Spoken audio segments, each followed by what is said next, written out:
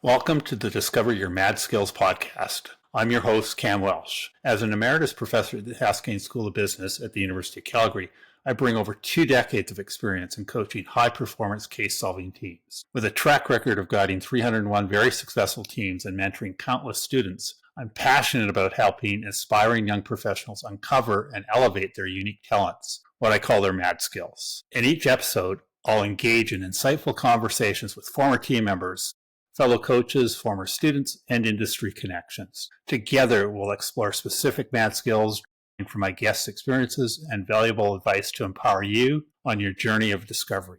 Join us and start transforming your potential into remarkable skills that will set you apart. In this episode, my guest is Rachel Hughes, a talent strategy analyst at ATB. But that's not why she's here today. She's a former student and case-solving competitor, having been on and coached several of my teams over her years at Haskayne. Our conversation is going to revolve around those experiences and her advice for individuals looking to join case-solving teams. It's also going to provide young aspiring professionals with insights on discovering their mad skills for achieving success. In this episode, I have Rachel Hughes. She's a former student and was on several of my case-solving teams over the number of years that she attended Haskayne. And she competed pretty successfully on those teams. So I'm going to start out by letting Rachel talk to us about her a little bit and talk about what motivates her. And so we'll start there and see where the conversation goes from there. Thank you, Cam. Happy to be here and speaking with you today. So, good afternoon, everyone. My name is Rachel Hughes. As Cam mentioned, I'm a two-time alumni of the Haskayne School of Business.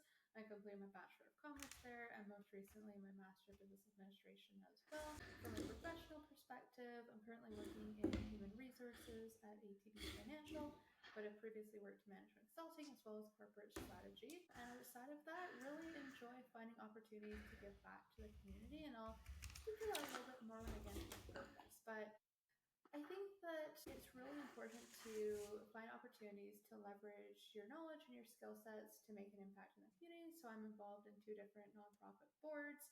I'm part of the Senate at the University of Calgary as well. And also mentor a lot of university students through the BMO mentorship program as well as the Scholars Academy program. And then more on a fun side of things, I live in Calgary, so very close to the mountains.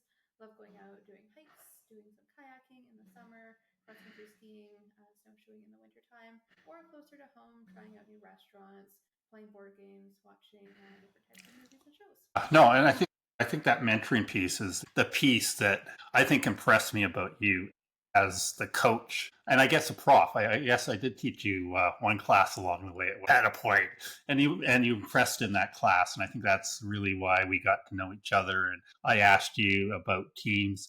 I think just to start out with, just talk a little bit about that day that I approached you about competing on the Ryerson, now the Metropolitan University of Toronto ethical leadership team, and the types of thoughts that maybe were going through your head as we discussed the idea of whether you would participate on it or not. Out there shortly. But yeah, in terms of that mentorship component, I think really I valued the mentors that I had when I was attending the University of Calgary, as well as receiving that coaching from alumni of the CASE program. So when I finished up, I definitely wanted to repay that forward and to not only share what I had learned as a student competitor, but also to be able to bring in my professional experience to help the next generation of students succeed and develop the skills that they were going to need to thrive in their professional endeavors as well. Yeah. No, and I think with that experience, you had one really experienced competitor on the team, and then a couple of others that had done a little bit. Just in terms of your interactions with them and how that came together, and I think that team came together really, really well. Just sort of maybe talk about sort of how they may have influenced you and what was important in terms of those relationships that you were developing with people like Ellison that was on that team. Yeah, so Ryerson was the first case competition that I had competed in nationally. So I really didn't know what to expect.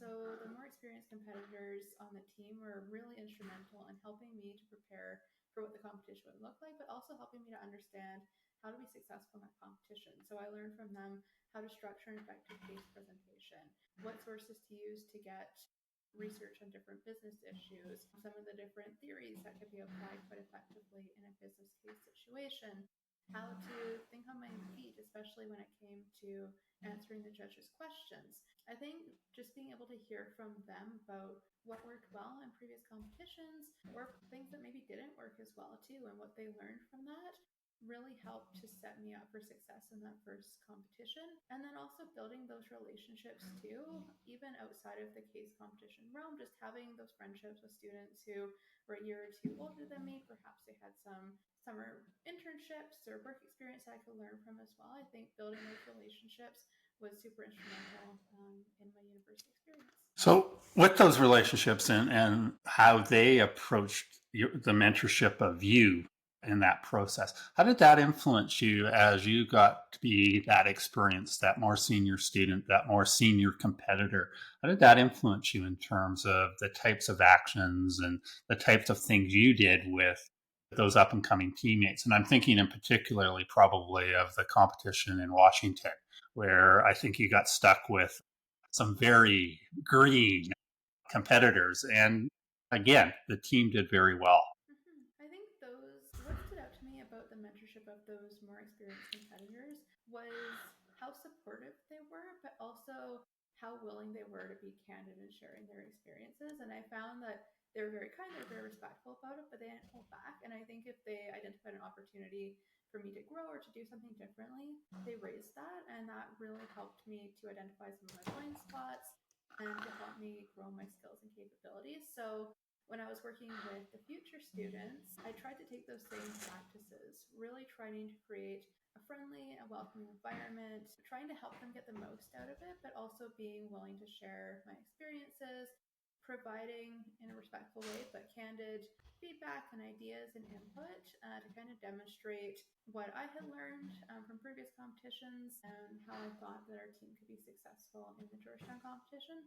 I think it was kind of that mix between creating a really positive environment for learning and to try out different things and to encourage the excitement that those younger students had, but at the same time being willing to give that constructive feedback and being willing to help grow and develop their skills and share my experiences with them. I think I think if you put yourself in their shoes, and I'm in particular probably thinking of Bailey, and she went on to begin be successful and do much the type of things that you did with the other case competitors. What do you think in your mind may have influenced that the most? Because I know when I first approached her, she was in the case course.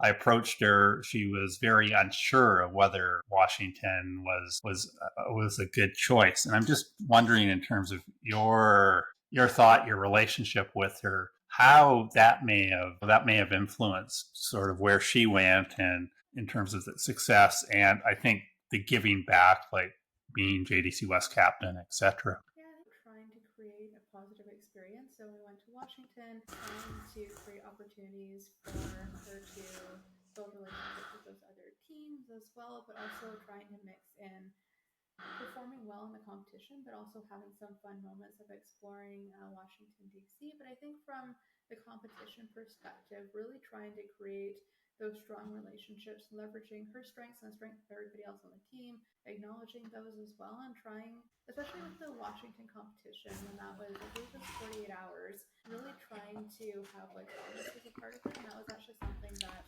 another team before had mentioned about, even though you have 48 hours, get some sleep, get some rest in the mix so that you're able to better perform. So I think it was trying to find that balance between, yes, we want to perform, we want to do the research, we want to come with a well done presentation, we want to put our best foot forward, but we also want to have a positive experience and opportunities to kind of build those relationships as a team. And I think that was effective. And like Bailey and I just had lunch together, I feel like a couple weeks ago. Those relationships are ones that can last for many, many years and continue into the professional world if you take the time to invest in them.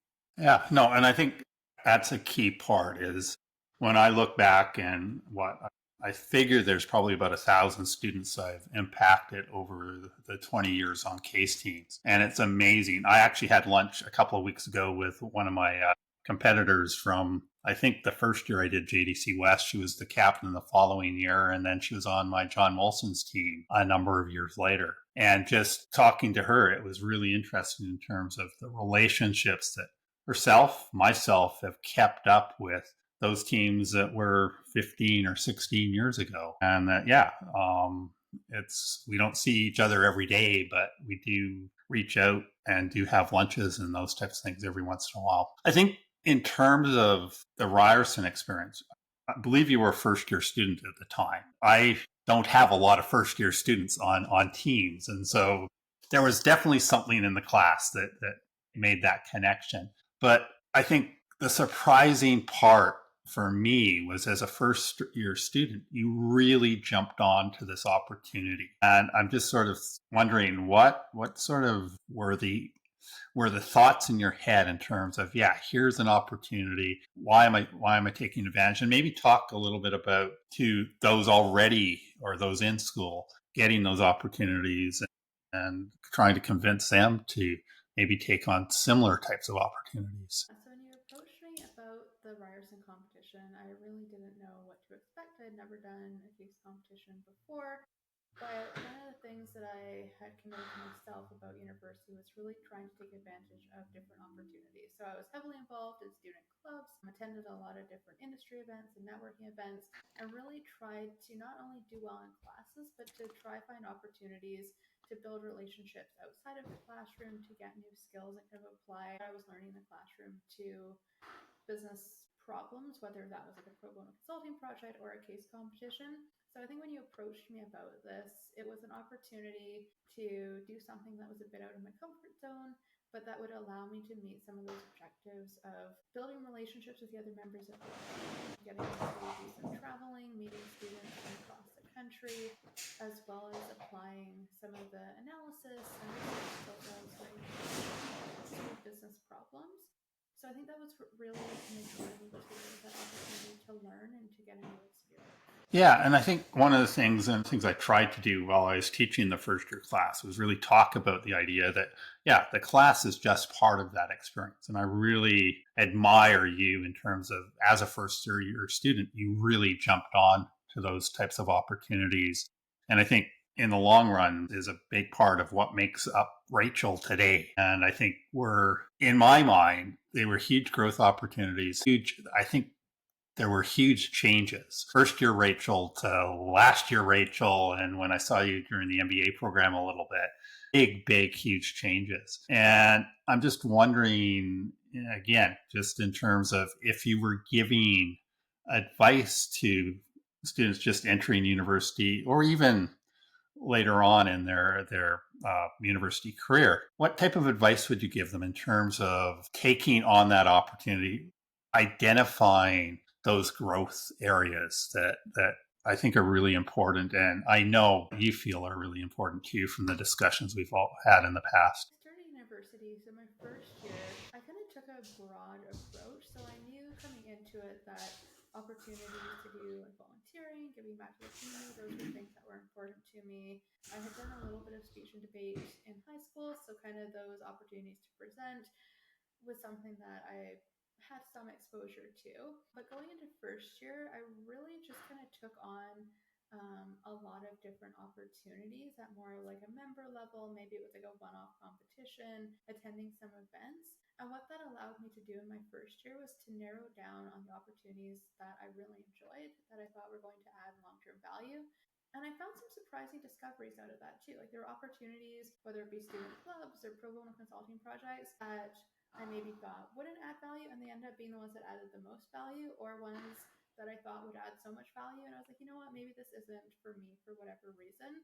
And then what that allowed me to do going into my second year was to start specializing a lot more, starting to get into leadership opportunities for those clubs, starting to explore other case competitions that I could do. I went into like the intercollegiate business case competition my second year. I did some more international competitions my second and third year. So I think taking that approach of kind of narrowing down what I found to be helping my growth, and then focusing on how I could continue building leadership skills in those areas. As I progressed in the case realm, thinking about how I could start mentoring younger competitors, perhaps start coaching. So really look to kind of the evolution of my involvement in some of those activities that were really helping me build skills for the job. And then when I went into, it was my, I guess, right after my second year, I started my co-op term.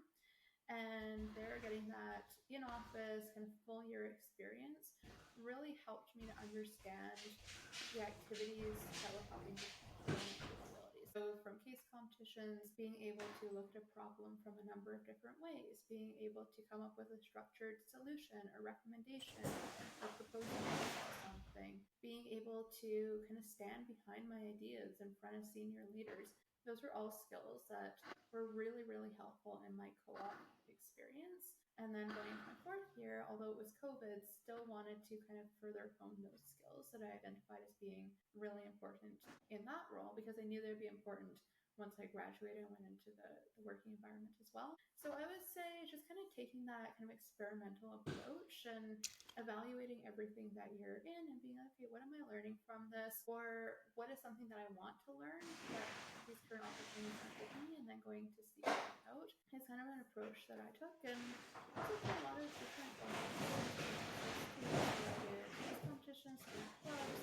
I did some adventure leadership courses. I did study abroad. So just really trying out a lot of different areas to develop different experiences, meet different people, and to get a kind of holistic university experience. Because at the end of the day, the 4, 5, however many years that you have in undergrad are hard to get back. Yeah, no, I think that's really good. And I think the other piece I think that's important here, and you mentioned it a lot, was that leadership thing. And I think in terms of when I'm looking at students and looking at the coaching, looking at what I did in terms of with the case solving teams, et cetera, I think leadership was a hugely important piece.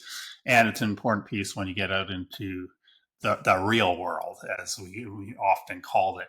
How did those leadership pieces that you gained through these experiences, how has that helped you through the early part of your career? I think that whether it's been a formal leadership role or an informal leadership role, the experiences that I got coaching students, mentoring students, leading teams and extracurriculars has been instrumental because it gave me an opportunity to kind of try out different leadership styles, see what was effective, what wasn't effective, in more of those, I'll call them safer environments. And I also had a lot of mentors throughout my time at the university who I was able to look up to and see what I admired about their leadership style and what parts of their leadership I wanted to adopt into mine. So it was a little bit of that experimentation and reflecting on my leadership, and then also kind of having that reflective lens when I was interacting with my mentors too, to see how they would kind of lead or approach different situations. And then kind of the most formal leadership experience that I had was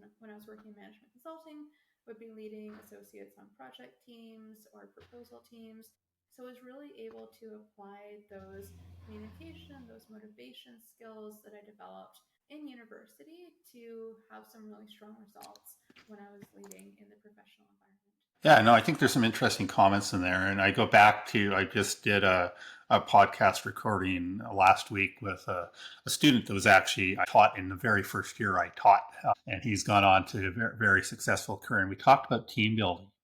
And it's something you had just mentioned. In terms of the experience you've got at school through case solving and the student clubs and those types of things, what has that helped you with in terms of getting the teams that you get placed on during your career so far? How is that? How have those helped you? Biggest skill that I've learned is how to identify people's strengths and how to delegate tasks and structure projects accordingly.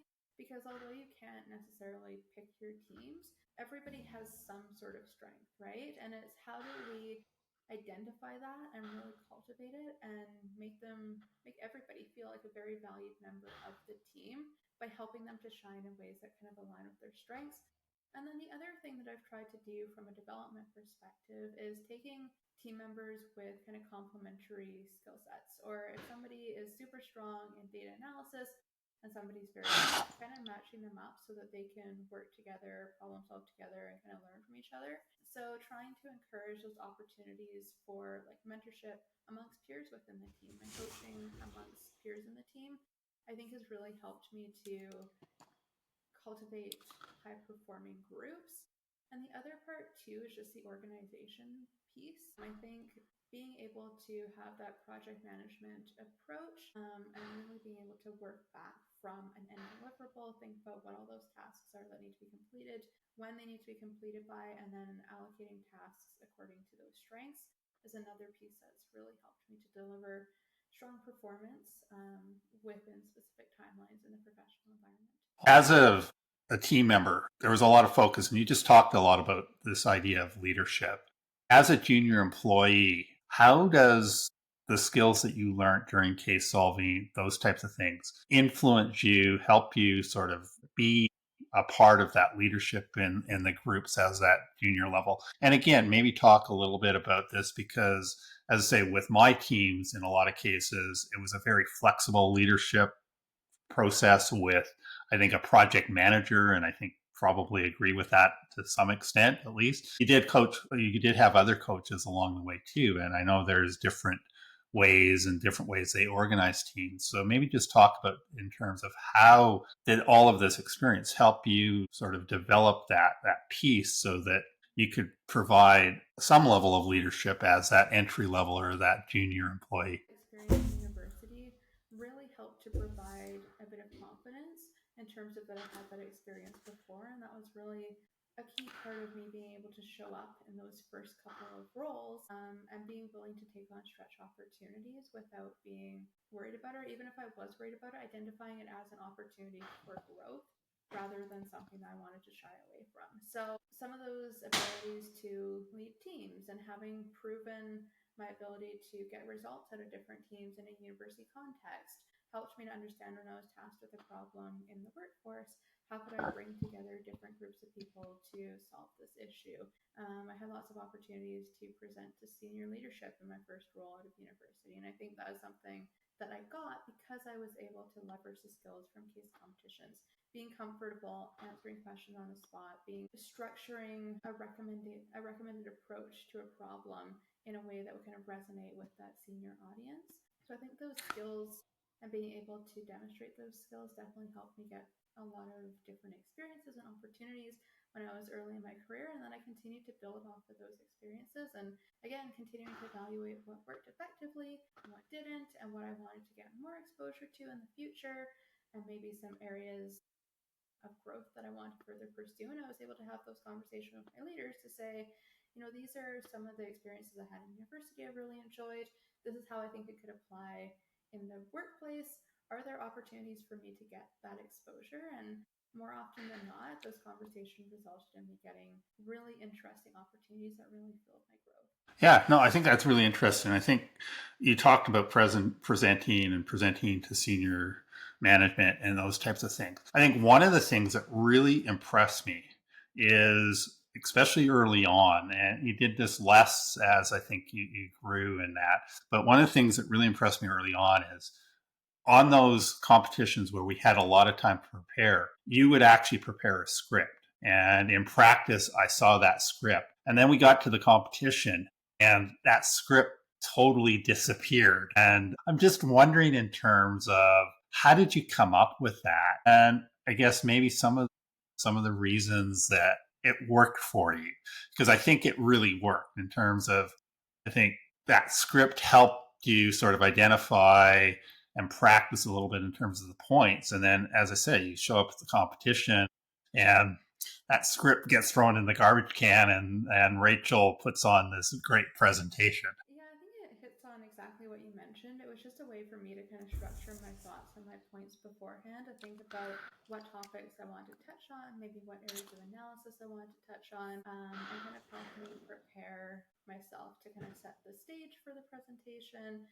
And to kind of, I also use this as a way to think about a problem from different angles too. I would sometimes look at my script and be like, okay, what questions might a judge ask about this? What are some perhaps holes in this analysis or this presentation that I might want to fill? And then I found when I went into the actual presentation, it wasn't even, but I think I just kind of went with the flow of where the conversation was going, would kind of feed off of the energy of my teammates, of the judges.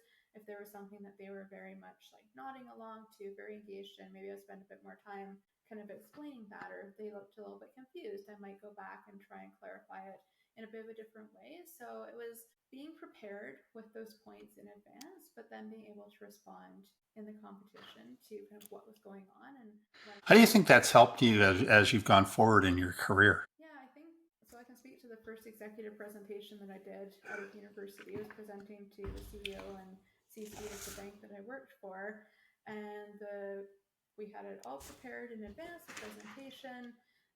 Had gotten some early socialization with some of the different stakeholders. Went into the meeting, and there was one question that got asked, probably about 10 minutes in, that completely changed the whole context of the conversation. Completely changed the approach we were going to take.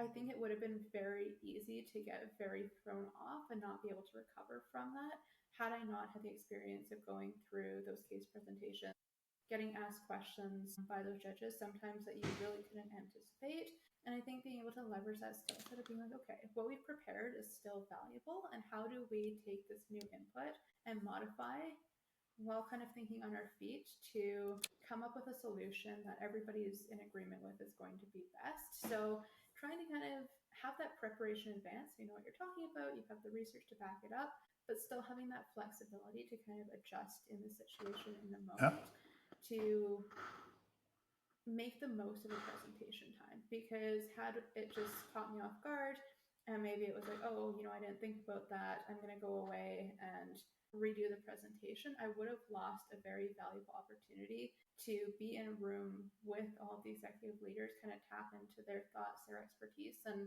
almost got into a bit more of like a facilitated brainstorming session of how we could solve this problem, and then was able to present that in a way that was kind of like recapping what we had talked about. So I think just, yeah, listening to what's being said and being able to respond on your feet was a very valuable skill that I've used in the professional environment. Do you think that helped you during Q&As, during case solving competitions? For sure, yeah. And I think it's, you need to know you need to know the ins and outs of your presentation, your solution, your recommendation. You need to be able to have some data to be able to draw on and to back it up, which is where I think that presentation comes in. But you also need to be willing to listen to the question that's being asked, to understand maybe what they're getting at, even if it isn't directly what they've asked, and then to come up with a response that shows that you are prepared, that you know what you're talking about, but also responds to what they're trying to get at, and trying to be, yeah, like flexible in your response, but still coming across in a bit of a structured manner in doing so. And then sometimes, if you don't know the answer, it's okay to say that, or you can say, "This is what I do know, but I don't know this other part of your question, and let me get back to you." So I think, yeah, there's just that practice with thinking on your feet, and practice with being able to respond and react to the unexpected has been something that's been very, very helpful. Yeah, no, and I totally agree with you. And I think that, and again, I think that's something that over the 20 years of working with teams, something that I've really focused in on. And the whole idea, and I probably talked to you about this a number of times as you were on a number of teams, and it wasn't maybe focused at you, it may have focused at your teammates. But one of the first international competitions I did was in Arizona at the business ethics competition down there. And I had that first team that became interchangeable. They knew each other's part. They knew their solution really, really well. Q&A was not an issue for them whatsoever and I think your approach really helped teams develop that way. I think the teams that you were on, that is something that was a highlight for me in terms of those were teams that were very, very knowledgeable about it. And I think you demonstrated it in your first competition at Ryerson. I remember you getting up, the four of you lining up to take questions, and you went down the you went down the line. It didn't matter what the judge was asking. Each team member was able to answer a question based on whatever was in the solution. And I was really impressed with that piece of it. And he went down the line, and I think he went down the line again because it was a fairly long Q&A session. And the judges had a lot of good questions that we're looking for clarity with. So that was something that impressed me. And I think was a fixture of the teams that you were on. So, and again, I want to explore that a little bit because I think that way you approached it really helped those teams, and I think influenced a number of your team members, which went on to influence their team members. I want to thank you for that part of it because I think that helped, maybe helped towards some of my success as a coach, but there were other things obviously with that. I guess when you sort of look back at your student career, what advice would you give that 18-year-old or that 20-year-old Rachel today? Or what may have you changed, or what would be the advice from today's Rachel to Rachel back then? Yeah, I think the advice that I would give to students who are entering university is the same advice that I would have gave to myself and did kind of give to myself. It's just make the most of those 4 years and try lots of different things, meet different people, step out of your comfort zone. And that's something I've really tried to embrace, whether it was, and to advocate for what you want too. Like to go on a study abroad after my first year of university was something that I was told was not possible, but it was something that I knew I wanted to do because I kind of had a forward-looking lens of my university experience too. I knew that I wanted to get work experience and co-ops, and I knew kind of how I wanted to structure my courses, and having that view allowed me to kind of plan opportunities throughout those 4 years. And then I was able to kind of advocate for what I wanted and to be able to explain the rationale behind why I wanted certain opportunities at different times. So I think it's just being able to kind of think about what you want to get out of your university experience, doing some research, doing some planning into the opportunities that are out there, talk to students who are in their third or fourth years, see what they liked most about their university experience, and then kind of curate that experience and just be open to trying new opportunities. Because I found when I got to the end of my fourth year, yes, there were opportunities I missed out on because of COVID, but at the end of the day, I really was able to do pretty much everything I wanted to do in my university experience. And I don't think that would have been possible had I not been kind of strategic in planning as I was throughout my degree, and also constantly evaluating where I wanted to spend my time and thinking about opportunities that were helping me build skills or opportunities that were really helping to fill my cup and my social battery and my happiness, and then focusing more on those areas and then going away from opportunities that I maybe wasn't finding as much enjoyment in. So I guess to sum that up is just, yeah, thinking about key buckets of experience areas that you want to get, trying different things, and then yeah, kind of evaluating as you go where you want to spend your time. Yeah, no, I think that's a good way to sum it up. But I do have one sort of short question just to wrap up with. If you're the keynote speaker at orientation day for Haskayne students, what's the theme of your talk? Part of university is opportunities to grow in so many different areas. You take so many different classes, you get so much different technical knowledge, you can learn about so many different theories, and that's one part of learning. But then the growth is also about how you apply those in different scenarios, whether that's taking on leadership opportunities in student clubs, whether that is doing some pro bono consulting projects and thinking about how those business theories can actually help different nonprofits to achieve their objectives. You'll get some work experience and thinking about how you can thrive in a business environment, not only from a delivery output, but how do you build relationships with people across the organization? How do you build trust with senior leaders? How do you get buy-in for the different projects that you want to have?